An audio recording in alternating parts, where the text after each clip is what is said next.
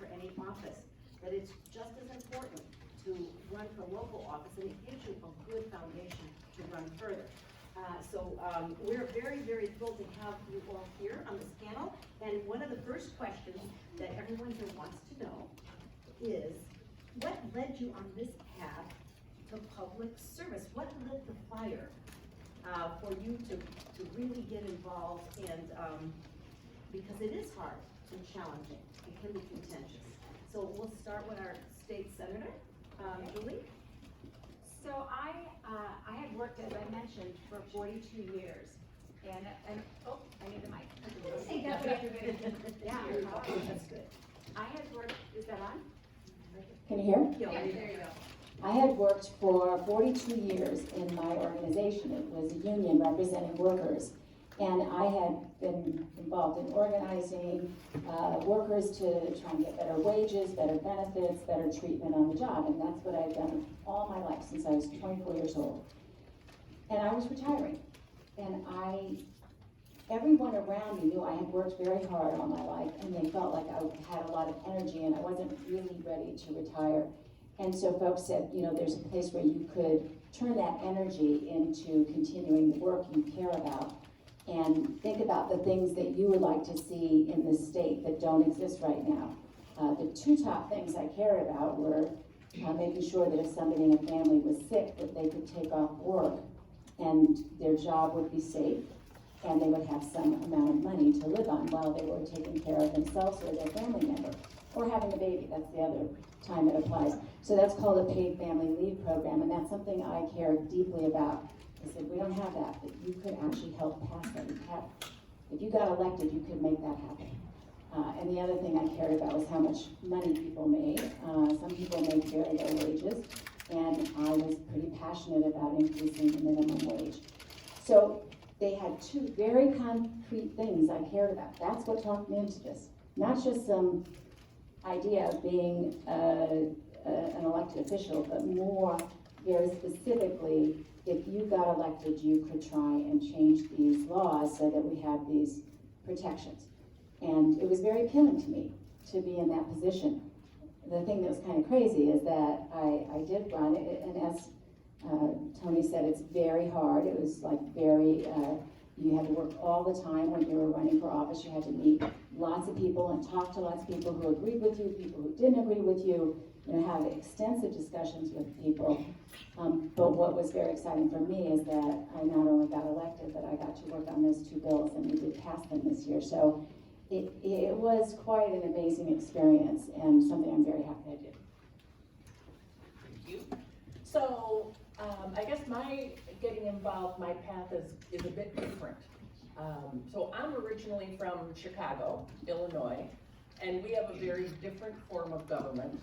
I lived in Connecticut for probably 10 years and still didn't understand what an RTM was, a representative town meeting. It made no sense to me. So our local governments in many towns, and I don't know about the towns you live in, but are organized the way they were in colonial times. So it's not like having a mayor or different things like that. So I wasn't involved in politics. I wasn't really even interested. I had a job in New York City, and I had 2 little kids, and I would get on the train at 6:30 in the morning, and I would come home at 7 or 8 o'clock at night, long, hard days. And what I realized, though, was that it was getting harder and harder to be able to afford to live here. And I couldn't figure out what was going on. And this was in my local town, and it was my local property taxes that had almost gone up 3 times in the period of time that I lived in my house. And that was making it really difficult to keep affording a mortgage when you have to pay more each month. So I didn't understand our government, and I went to a friend of mine and I said, I have to get involved. So I don't know if it's the same as you guys, but I'm not a very good sort of abstract learner. I learn best by hands-on doing something. So I call it, learn by doing kind of person. So I wanted to get involved and find out, like, what was actually happening that was causing this. So I joined I was elected to a local board. It wasn't anything really snazzy. It was called a Board of Assessment Appeals. But it helped me understand the processes and what was going on. And like Senator Boucher said, It's the boards and the commissions and the government in your towns that affects your lives every single day. The next level is the state that has significant impact. And then there's the federal. So a lot of the news happens at from a national level, and not a lot of, I do see TV commercials now that talk about the Board of Ed and why it's so important to be involved in school boards. Anyway, so then I ran for our local RTM, which was our local government, where we have 40 representatives, because I wanted to have an opportunity to influence change in our town. And when the opportunity came up to be able to do the same thing at a state level, I had equal concerns about the ability to afford staying in the state that is my kids' hometown and home states, not mine, but it's theirs. So that's what led me on this path, and it has been incredibly gratifying, and you do something new virtually every day. No day is the same, and people that you do represent come to you. People don't normally come because they have something, not that it's not good, but they'll come to you with a problem, and a problem that they're looking for you to help solve. And that really can also just make you feel really good when you can help somebody overcome an issue or a problem and try to make a difference that way. So that's kind of my path to being in the State House, and I'll pass it on to you. Kyla, we want to hear what got you involved here in running for Miss President and being involved in this program. Okay, well, I didn't have my whole life to prepare for this because I'm only 12. My path is slightly different than theirs.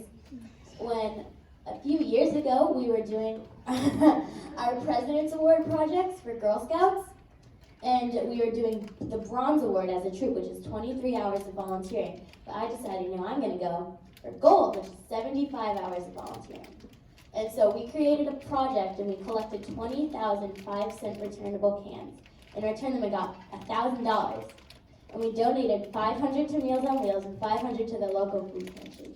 And this made a difference, and it made me happy because I like helping people. So then we joined the Miss President US program, and we were actually on vacation the first election, so I couldn't run.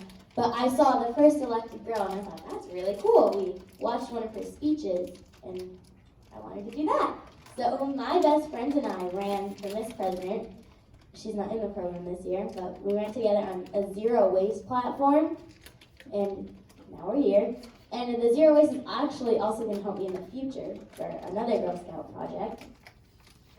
But I guess the service project that I did before kicked off all this. It's wonderful. That's wonderful. Well, what we see here on the panel, and something wonderful, in life when you get a job, oftentimes there's an age limit. Sometimes it's 62, sometimes it's 65, sometimes it's 70. But one thing about politics is there is no age limit, except you have to be 18 years old to be able to vote, right? So since you have to be 18 years old to vote, it's rare that somebody runs for elected office at that early age. You're just graduating from high school, going into college. But guess what? Last year, an 18-year-old ran for a state representative position in West Virginia, and he won. He just graduated from high school, he's going to college. So he's going to go to college and be a state representative in his state of West Virginia. And in Connecticut, one year, we had a 84-year-old running from Bridgeport, who won, and a 23-year-old that ran for the state senate, Art Lamaris, and he won.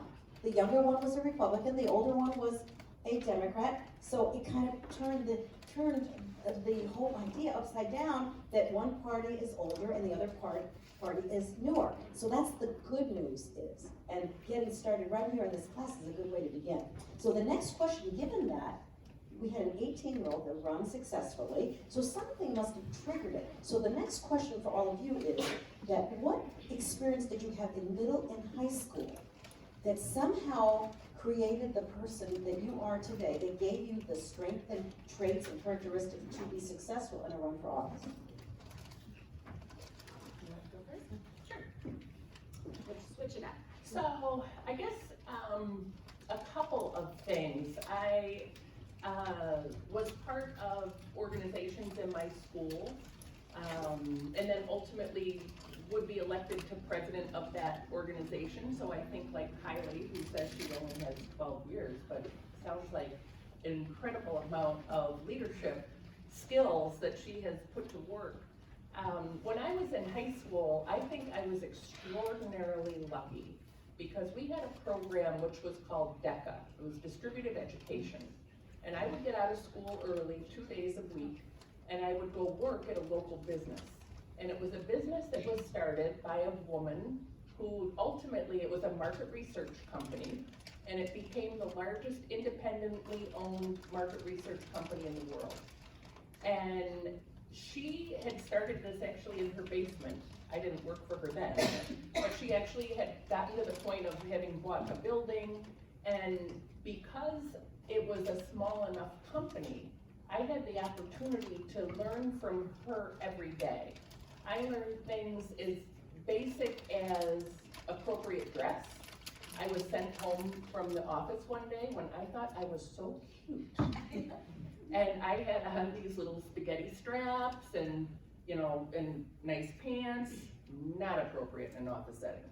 So I learned a lot of things. I learned how to just even compose yourself. We had clients come in all the time, and because it was such a small organization, I had the benefit of being able to interact with them. So I would assume that all these things helped me along the way. Where it also helped me was when I got my first job in New York City, and I was 22, I was just out of college. There were other young people like me in that office, but I definitely had an advantage because of having had that work experience. So I don't know if you have anything like that in your schools now or will, but I would say keep an eye out, because as much actual experience that you can get working in different kinds of environments, you meet different people, you have different experiences, you get different opportunities, and I think all those things together just help prepare you to build confidence, to have confronted, done embarrassing things so that, again, don't do them later, maybe. But, it's a great way to learn. Well, how about, let's go, and then we'll end with Julie, because you know what, you're not, are you in middle school now? Yeah.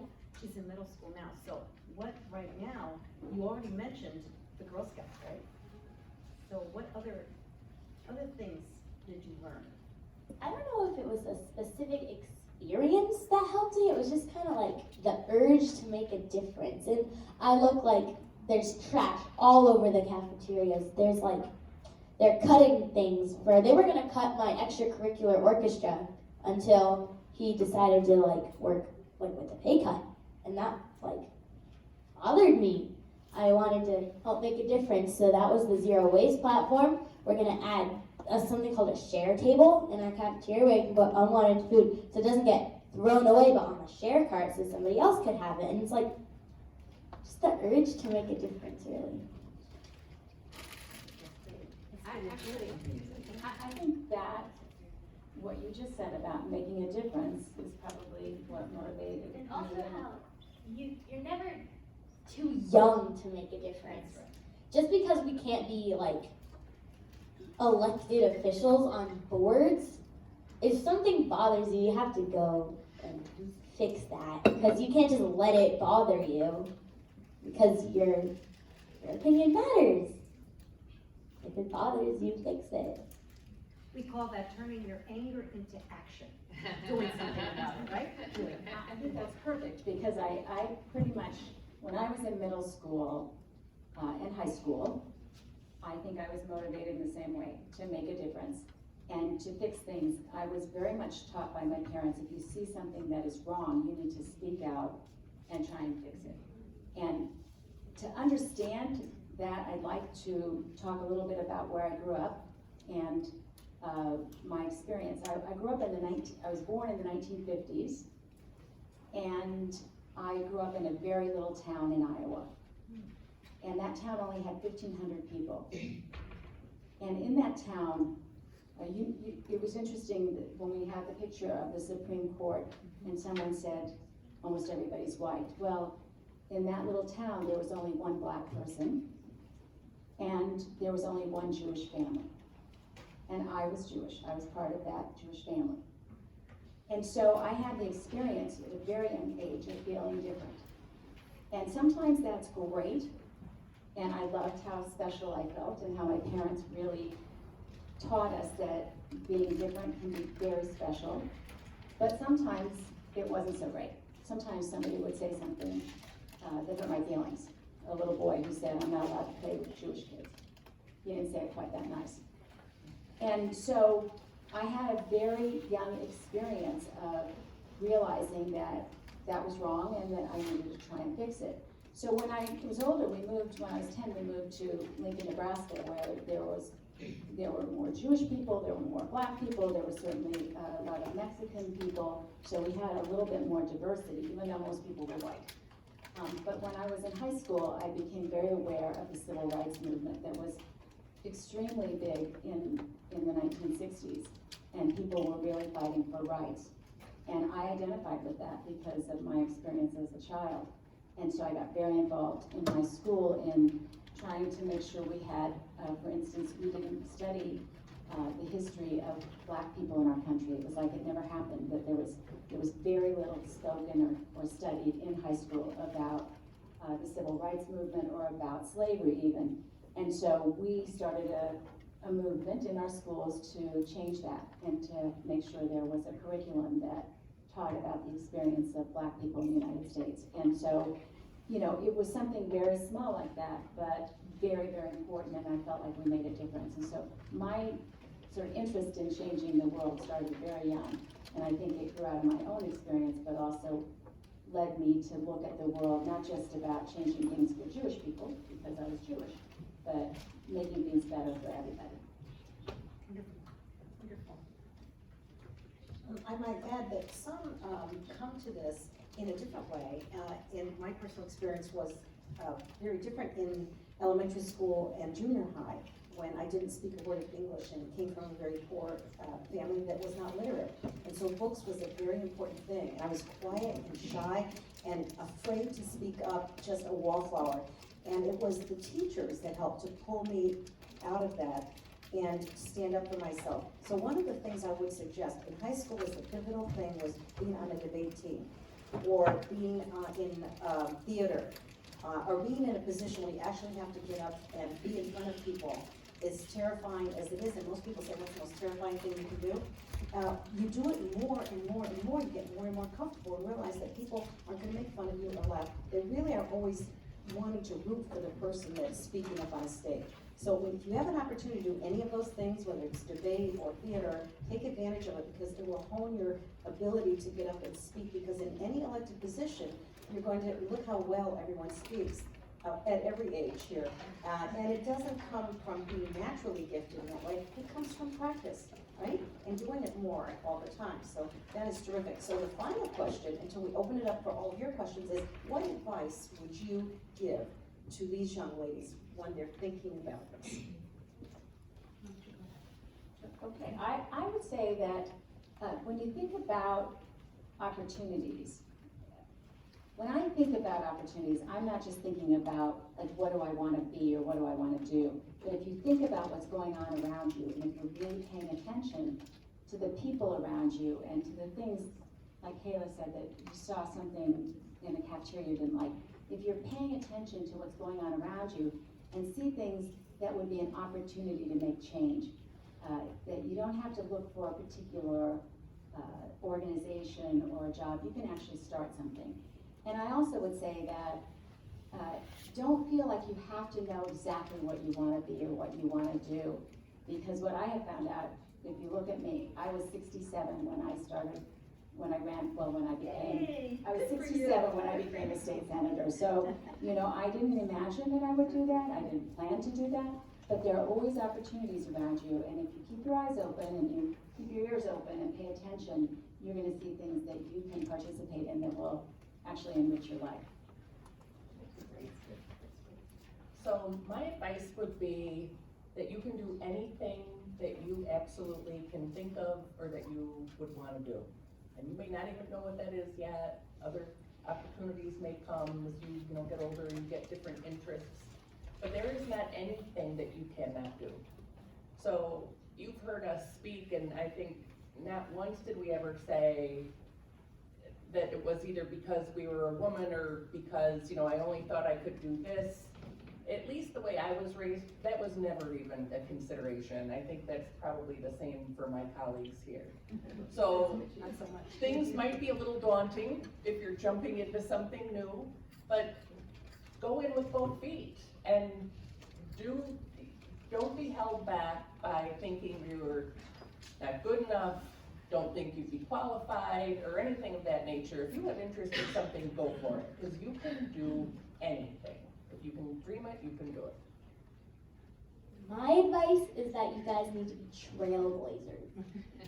You need to be the first one to do something, because you are not the only one that believes that. You're just the only one that's brave enough to share that you believe that. Share your points of view, and all those people that believe you will come and agree with you, and then you can have what you wanted to do, because you're all a big group, and but you need to be the first one to blaze that trail. Oh my God, she's great. One thing I must tell you, okay, that all of this great advice is terrific. Just know that along the way, you may lose, or you may fail, and so many have done that, but they pick themselves up, try again, and again and again. We had one wonderful woman who's now our lieutenant governor that ran in so many races that she lost, 4 or 5 even, and she won a lot, and now she's lieutenant governor. So she didn't give up on it just because she lost. It hurts, but you gotta pick up yourself and try it again. That process of losing and failing is what teaches you the most, right? When something hurts, you learn a lot more than when it's really great. So now, let's open it up for everybody here in the audience. Sure. Do you guys have any questions, or who has the first question? Hi, I'm Sophie, and I have a question for, what's your name again? Kyla. Well, actually 2 things. Congratulations on the speech on Veterans Day. Yeah. And were you a little nervous when you were going to, were you trying to do what you wanted to do, like follow your dream? I'm nervous and excited.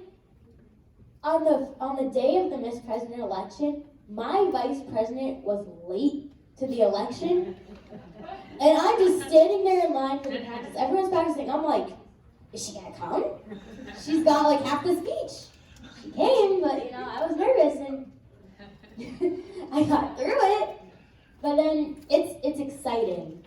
I think it's nervous because like before speeches, but then you realize like no one's gonna stand up and laugh at you. We're all human. It's exciting, all the opportunities you get to have. So, I mean, I guess not nervous, but jittery maybe, but it's exciting. It's not nervous. Good question. Okay, other questions? Maura? Yes, you already knew it. Hi, my name is Maura, and there's a question for all of you. What was your reaction when your name got called, or however you know how you won? I was excited. You screamed. Laura. Yeah, I was excited. We were all holding hands in the front row, and we were like, ooh, who's gonna win? And yeah, it was fun. I was excited. Me too. So it is always, it is always exciting to win, no doubt about it. And then there is that moment of, oh my, now what have we done? But yeah, it is very exciting. I was a little overwhelmed because I didn't really think I was gonna win. And I ran because I thought it was the right thing to do. And I worked as hard as I could possibly work to win, but I still had no idea that I was going to win. And so, well, and when you're running for the state senate, it takes a while, because there were 11 polls, and they all had to come and count their votes and get them turned in, and it took a while. And all of the first towns that came in, I lost, and I felt really like, okay, this isn't gonna happen. But I lost by very little. And the woman who knew what was going on in my district, she said, oh no, you're winning because you're not losing by very much. Danbury hasn't come in yet. And I didn't understand that. I didn't understand the math of that. And then Danbury came in, and I won every poll in Danbury, which was incredibly exciting. And when it finally sunk in that I had won, I felt all the things you mentioned of excitement and thrill and overwhelming, but I also felt like, thank goodness, because there were so many people. It wasn't just like I was the only one who worked hard. There were really 100 people that had been there working all the time. A lot of women, a lot of young women. We had a 13-year-old working on my campaign, and I felt responsible to them. And so I think probably what I felt was grateful that I had won and that I had done something that so many people had worked hard for. Well, given the years that I've been involved, I have both won and lost elections. In fact, I lost my very first try, which was a special election, by 4 votes. And in the week, it was a short special election, in the week of the election, I had lost 2 members of my family and had to prepare for 2 funerals. So I had to leave the race, and the cameras came to my door at the nth hour at the end and said, how do you feel about losing by 4 votes? And all I could think about was the funerals and the sadness of my family. And I just said, I don't know what I said, but I tried to be gracious. And after they left, I literally collapsed on the sofa from mental exhaustion. Because, you know, running for office is really hard work. And by that time, right, you're exhausted. But then, afterwards, everyone pleaded, especially the high school students, for you to do it again. And I did, and I came back and won by 70% of the vote just 5 months later.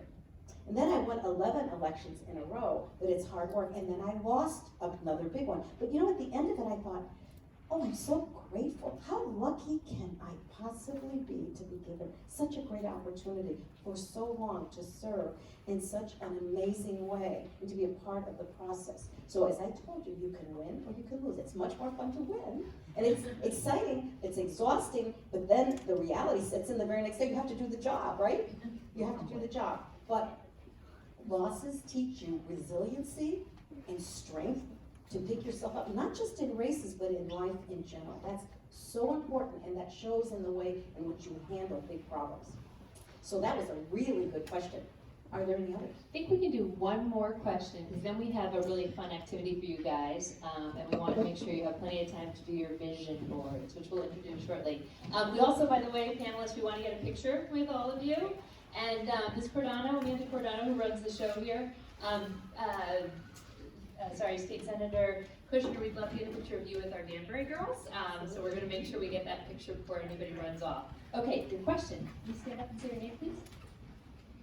My name's Hazel, and was it hard for you to run for whatever you were running for? Sure. It was super hard. And like you kind of just heard, it is a tremendous amount of hard work. You need to assemble your friends and your family and ensure that they're going to support what it is that you're doing. And then every single day, you are working to win your election. You are out knocking on doors and talking to voters. You're making phone calls. You're sending postcards. You're writing, your platform to share with the newspapers. You are doing debates. So the key that I've always worked by is that come election night, when you put your head on the pillow, or the night before election night, and you put your head on your pillow, you don't want to say, oh, I wish I would have done, or you know what, I really should have gone to, or if I just knocked on that other street, you do everything possible. So it is a tremendous amount of work, but at the same time, and sometimes it can feel daunting, like, oh, we gotta go do this again. But when you're out and talking to families, and you're out and talking to, the people that ultimately that is in the district you're trying to represent, it's really inspiring. And that gives you the energy to keep going and to have the motivation to keep pushing forward. So it's a lot of work, but it's also, you meet a lot of people along the way and have interesting experiences. I agree. Running is hard, but it's also gratifying. No matter if you win or lose, because if you win, it's like, hey, you get the job and you get the title. But if you lose, you learn something, and then you get to come back and do it that much better. It's hard work at the moment, and then it's hard to go back and think, oh, I have to do this all again the next day, but then it's gratifying. That's good. Do you want to go next? No, go ahead. Well, I think I had been involved in a lot of elections, but they were not where I was personally running for something. But I had been, when you organize workers the way I had, you have many, many elections where you you look at the outcome and you're trying to talk to a lot of people about why you think this is a good idea. And so I had a lot of experience helping people win elections, but I had never run myself. And I think what was hard was, it was hard to ask people to vote for me. I had asked them to vote for an ideal, for a concept, for organization, but never for myself. And that was, that I had to get used to, and I realized I wasn't really gonna be very good at asking someone to vote for me, which is why, if you remember what I said at the beginning, there were 2 issues I cared very deeply about, and there were a number of issues. There were actually 4 that I always talk to people about: this paid family leave and the minimum wage. One of the issues I care about is fully funding our education system, public education. And so I found that it was easier if I talked to people about the ideas, not about me, about what I believed in and why I wanted to be a state senator was to accomplish those things. So Hazel, that was a really great question. I want to also say I love your name. Hazel is a great name. And when you said that, it made me think of a wonderful singer I admired many times when I was growing up. So, but I do feel like it was hard, but it was also kind of easy. If you like people and you enjoy talking to people, it makes it a lot easier. That doesn't mean you can't be shy, by the way. Because believe it, I actually was really shy growing up, especially around adults. I was always afraid that if I pitched in and did something, even something simple like cutting vegetables in the kitchen, that I might do it wrong. And so I was afraid to offer to help, and I was very shy talking to new people. So even though I might not seem like a shy person, on some level there was a shyness there. But I like people, and that's much more important than whether you're shy or you're not shy. If you like people and you enjoy talking to people, then anyone, all of you, can do this. Can I just add one other thing to that? So, which just Julie reminded me, the first time also, it can be hard that you are putting yourself out there. I remember seeing a first press release that was going to be sent out. And my reaction was, does my name need to be in it so many times? Because it felt very much like a self-promotion, and it's not something that normally you try to focus on. It's generally focusing on helping somebody else than promoting yourself. And that's part of a campaign, is promoting what you can do. I have to say, this has just been a fantastic panel. I want to thank each of you so much. Big round of applause for our wonderful panelists.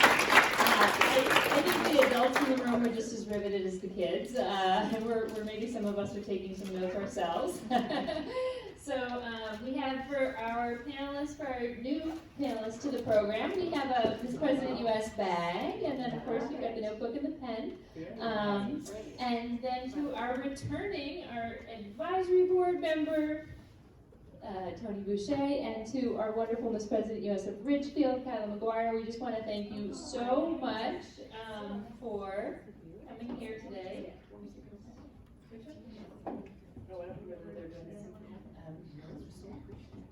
So thank you so much, Kyla, for coming. And now we're gonna do some photos. Yes. And why don't we have everybody, and then Senator Kushner, if you don't mind, I'd like to get one of you and your Danbury constituents. Okay, so everybody come on up here. Those tables out that way, because we just need to get a little bit of space.